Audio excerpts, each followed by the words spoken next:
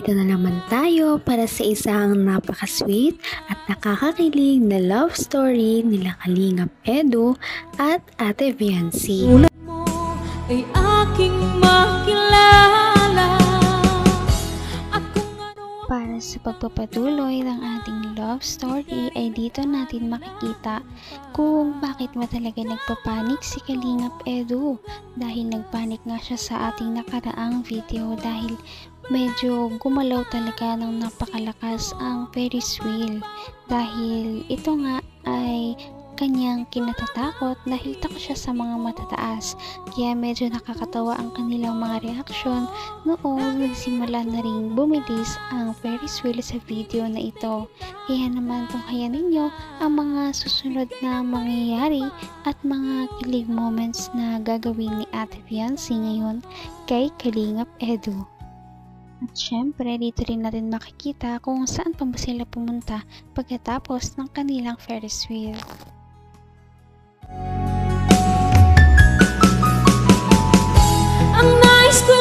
Tayo makatakotin. Hindi kita mapunta dito. Huwag lang mabagsak ng photo ha. Gaya kanina. Magpapost ng kamay ko.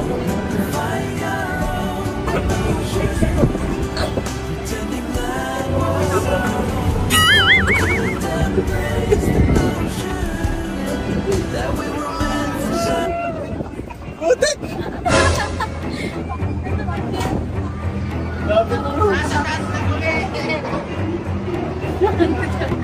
Huwag kang gagalaw, huwag kang gagalaw! Uy, huwag kang gagalaw! Ay, huwag kang gagalaw, Toy! Huwag kang gagalaw, wala tayo dito karang, baka tayo malaglag. Huwag kayong gagalaw kasi tingnan mo, itsura ko dito, mabira, kinakabaduan na ako. Huwag kayong magalaw! Nakakatakot, marami! Nakakatakot ako sa akin!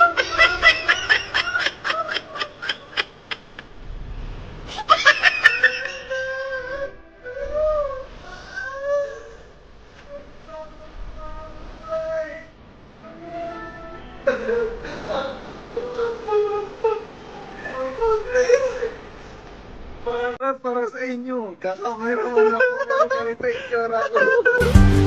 At this moment, Kung ano ako'y tanggap mo na, hindi ka rin Ngayon natin makita na kahit gaano katikas si Kalingap Edu tignan ay may kinatatakot din pala siya. Takot pala siya sa mga matataas na lugar. Ngunit si Ate Viancy naman ay na-enjoy niya ang mga ganitong bagay at medyo nagugulat lamang siya. Dami ako sabihin sa mukha eh. Hindi pa pantay ang ating upo. Kumbihin. Pwede ba kumirgit na ka ng konti? Yan. Ha? Ano maganda dyan? Ang taas oh! Ayaw mo yun? Ikot-ikot tayo mamaya.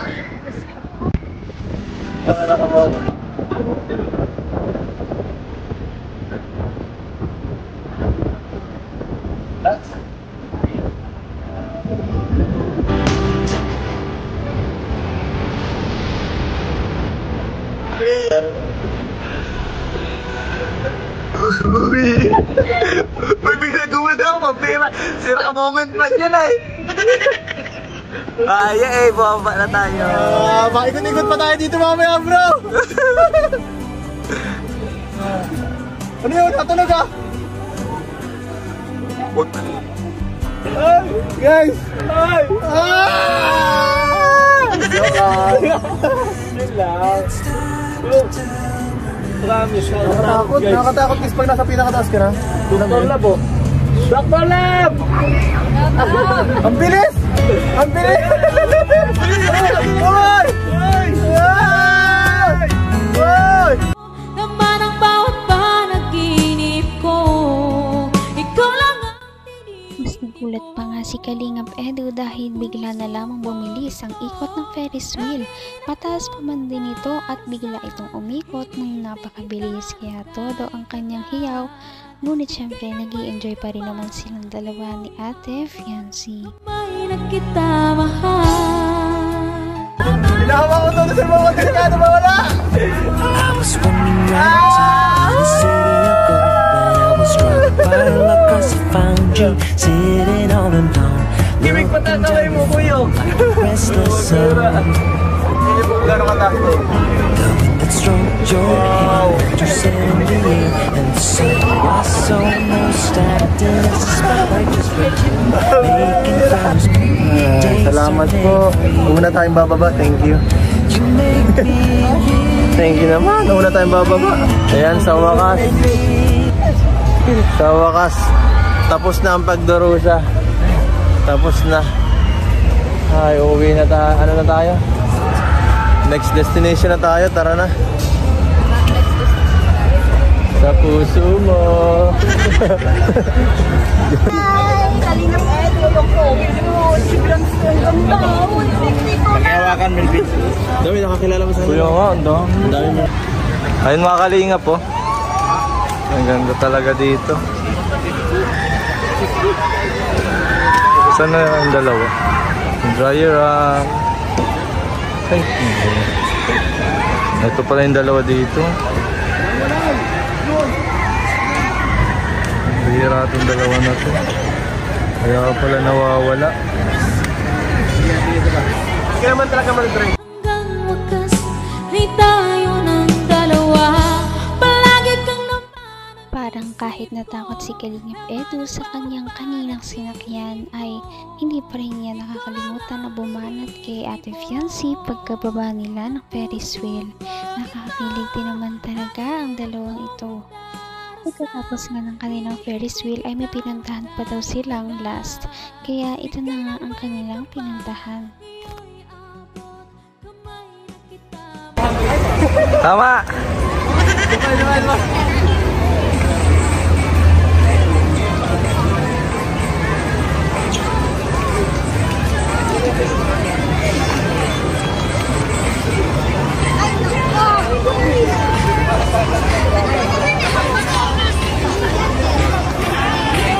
fly away with me, and you will. Pabalik din ako sa aking lugar dati. Medyo diskado na kasama pa lang eh. Sayang. Pero okay din naman. So, bibigyan lang kita ng story mo. Dito dati ako nag-aan. Tatrabaho. Dito. Ako dito, ice cream shop ako dito eh. Bilit mo kayo. Bilit mo kayo ng ice cream. Ay, kung ano, dito lang ako. Bakit? Hindi ko mabili. Tapos, palagi ako nanonood dito ng mga mga taong naglalakad. Tapos, habang dito may mga banda. Tapos, may mga taong may mga taong sota. Alam mo na, medyo nakakas. Siyempre,